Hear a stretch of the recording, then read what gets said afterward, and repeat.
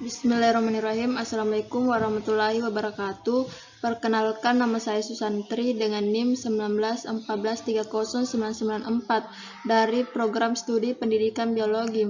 Baiklah, di sini saya akan memaparkan materi saya tentang sistem respirasi, di mana sistem respirasi adalah sebuah sistem organ di mana digunakan untuk suatu pertukaran gas. Sistem pernapasan biasanya termasuk saluran yang digunakan untuk membawa udara ke dalam paru-paru, di mana terjadi sebuah pertukaran gas. Di mana di sini sistem pernapasan pada hewan terbagi menjadi dua bagian, yaitu hewan vertebrata, yang kedua hewan invertebrata. Baiklah, di sini pengertian hewan vertebrata. Hewan vertebrata adalah golongan hewan yang memiliki tulang belakang sejati.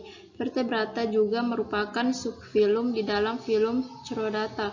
Jadi kata vertebrata juga merupakan salah satu kategori takson.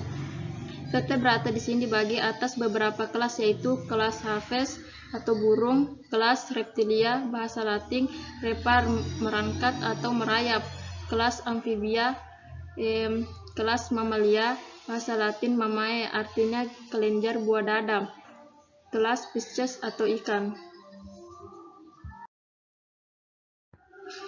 Organ sistem pernapasan burung ada, yaitu trakea, kantung udara di leher. Yang ketiga, kantung udara di antara tulang selangka, korakit atau interclavikular. Yang keempat, kantung udara di dada depan. Yang kelima, kantung udara di dada belakang. Yang keenam, kantung udara di perut. Yang ketujuh, paru-paru. Baiklah, di sini mekanisme pernapasan pada burung yaitu dibagi menjadi dua, yaitu saat beristirahat dan saat terbang.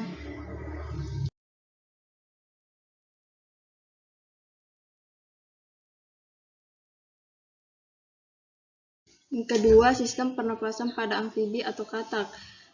Yang pertama, inspirasi. Mula-mula otot sternocleidomastoideus berinteraksi sehingga rongga mulut membesar. Hal ini menyebabkan udara masuk rongga mulut lalu menuju hulu tenggorokan lewat kuanem. Yang kedua, ekspirasi. Fase ini diawali dengan mengendurnya otot rahang bawah dan berkontraksinya otot perut dan otot sternocleidomastoideus sehingga paru-paru menguil dan udara terdorong ke rongga mulut. Kemudian klep kuan membuka sementara telah tekak menutup sehingga terjadi kontraksi rahang bawah yang diikuti dengan berkontraksinya otot geniohyoideus.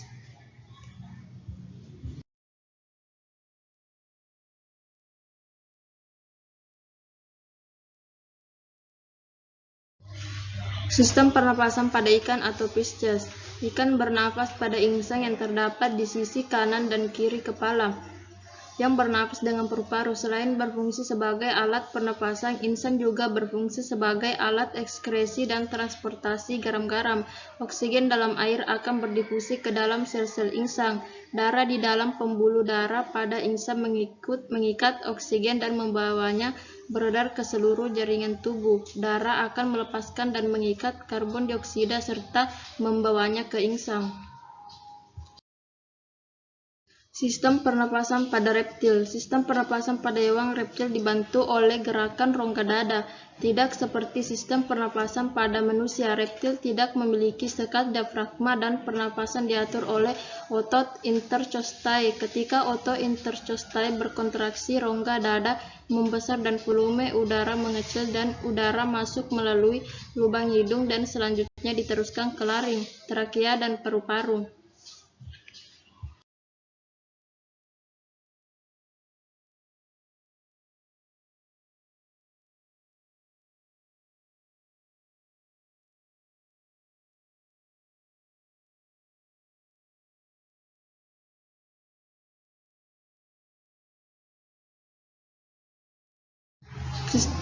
Pengertian hewan invertebrata. Pada hewan invertebrata umumnya memiliki sistem pernapasan yang masih sederhana, misalnya pada Porifera yang belum memiliki sistem pernapasan yang khusus seperti konten alat yang dimiliki oleh manusia. Contohnya pada hewan invertebrata tidak memiliki organ paru-paru. Sistem pernapasan pada porifera dengan cara memasukkan air melalui pori-pori atau ostium yang terdapat pada seluruh permukaan tubuhnya masuk ke dalam rongga spongocoel. Proses pernapasan selanjutnya dilakukan oleh sel leher atau konoasit, yaitu sel berbatasan langsung dengan rongga spongocoel.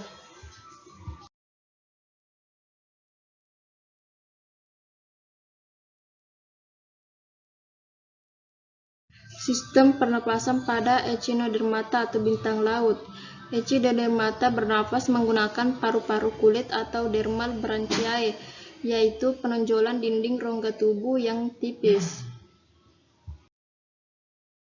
Sistem pernapasan pada molusca. Salah satu contoh molusca adalah Cephalopda. Sistem respirasinya dilakukan oleh sepasang insang yang berbentuk bulu unggas di bagian kanan dan kiri ruang mantel pada bagian ventral.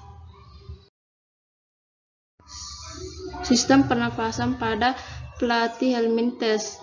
Cacing pipih menyerap oksigen langsung melalui kulit ke dalam sel tubuh mereka. Mekanisme ini dikenal sebagai respirasi kulit, pernapasan kulit atau difusi.